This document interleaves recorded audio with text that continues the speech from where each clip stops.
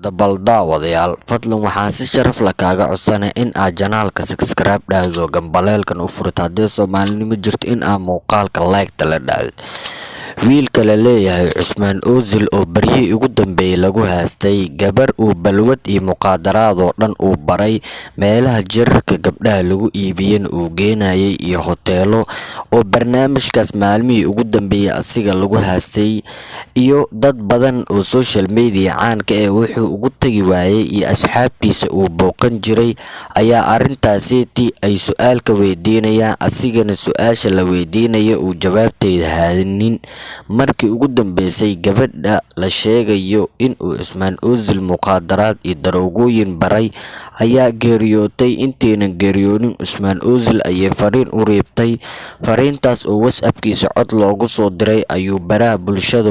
dadka oo dhan Soomaalida u cadeeyay in uusan gabadhaas asiga balwad wax la dhahayo barin, ay gabadhana leedahay adiga walaalkayga ayaa tahay, wax balwad ima baran ee waxaan hore u bartay waaye.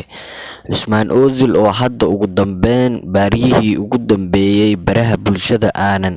muuqaala asiga la soo duubeynin, muuqaalna soo gelinaynin baraha bulshada barta uu ku leeyahay, maadaama muuqaal walbuu soo geliyay su'aal laga weydiinayay adigoo wiil Soomaaliyeed oo caan ah maxaa gabar kuu geeyay in aad mustaqbalkeeda ku dheeshid ama aad daroogis ama balwad aad bartid. Cusmaan Ozil oo hadda ugu dambeyntii nafisay markuu ogaaday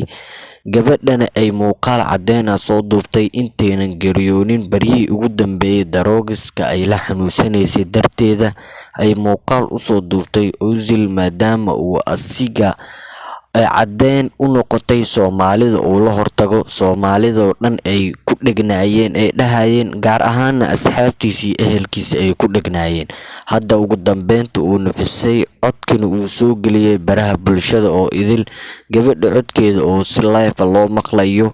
in ay gabadha sheegayso Ozil in uu wax dhibaato u geysanin ama wax maandooriye la dhahayo ama gabdhaha meelaha jirkooda lagu iibsado uunan geenin,